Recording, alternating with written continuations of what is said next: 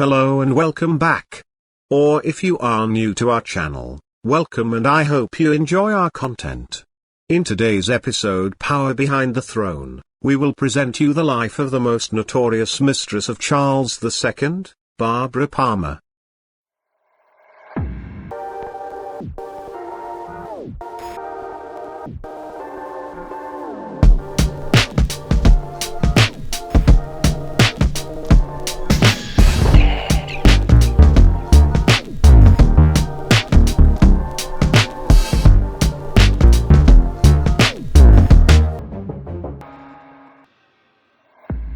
Born into the Villiers family, one of England's preeminent aristocratic families, as Barbara Villiers, on the 27th of November 1640, she was the only child of William Villiers, 2nd Viscount Grandison, and of his wife Mary Baning, co-heiress of Paul Baning, 1st Viscount Baning. On 29th of September 1643, her father died in the First English Civil War from a sustained injury on the 26th of July at the storming of Bristol, while leading a brigade of cavaliers. He had spent his considerable fortune on horses and ammunition for a regiment he raised himself. His widow and daughter were left in straitened circumstances. Shortly after Grandison's death, Barbara's mother married secondly to Charles Villiers, 2nd Earl of Anglesey, a cousin of her late husband. Upon the execution of King Charles I in 1649, the impoverished Villiers family secretly transferred its loyalty to his son, Charles, Prince of Wales. Every year on the 29th of May, the new king's birthday, young Barbara, along with her family, descended to the cellar of their home in total darkness and clandestinely drank to his health. At that time, Charles was living in The Hague, supported at first by his brother-in-law, Prince William II of Orange, and later by his nephew, William III of Orange. Tall, with masses of brunette hair, and heavy-lidded violet eyes, Barbara was considered to be one of the most beautiful of the royalist women, but her lack of fortune left her with reduced marriage prospects. Her first serious romance was with Philip Stanhope, but he was searching for a rich wife and later he wed Elizabeth Butler in 1660.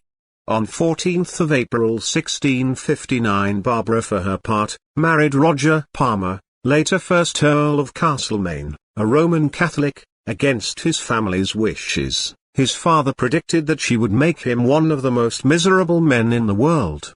In 1660, Barbara became the king's mistress. As a reward for her services, the king created her husband Baron Limerick and Earl of Castlemaine in 1661.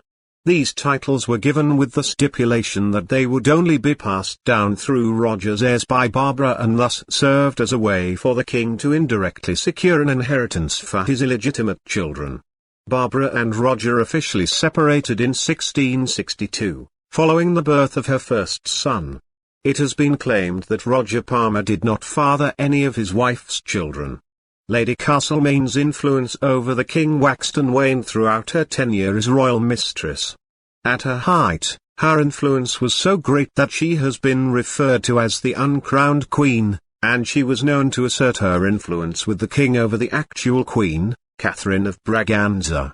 Upon the birth of her oldest son in 1662, she was appointed Lady of the Bedchamber despite opposition from Queen Catherine and Edward Hyde, chief advisor to the king and a bitter enemy of Lady Castlemaine.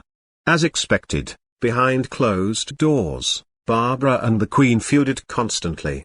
In June 1670 Charles made Barbara Baroness Nonsuch, as she was the owner of Nonsuch Palace. She was also, briefly, granted the ownership of Phoenix Park in Dublin as a present from the king. Later she was also made Countess of Castlemaine and Duchess of Cleveland in her own right. However, no one at court was sure if this was an indication that she was being jettisoned by King Charles, or whether this was a sign that she was even higher in his favors. The dukedom was made with a special remainder which allowed it to be passed to her eldest son, Charles Fitzroy, despite his illegitimacy.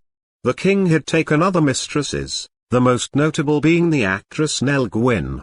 Later in their relationship, Barbara took other numerous lovers too, including her second cousin John Churchill. Her lovers benefited financially from the arrangement. Churchill purchased an annuity with £5,000 she gave him. The king, who was no longer troubled by the Duchess's infidelity, was much amused when he heard about the annuity. Her open promiscuity and extravagant spending made her a popular figure for satirists to use to indirectly ridicule the king and his court, which made her position as royal mistress all the more precarious. But everything came to an end with the 1673 Test Act, which essentially banned Catholics from holding office, and since she converted in 1963 from Anglicanism to Roman Catholicism, she lost her position as Lady of the Bedchamber, and the king cast her aside completely from her position as a mistress. And that was the end of her power. She spent the rest of her life traveling around Europe. Her extravagant tastes didn't lessen with time, and between 1682 and 1683 she had none such palace pulled down and had the building materials sold off to pay gambling debts.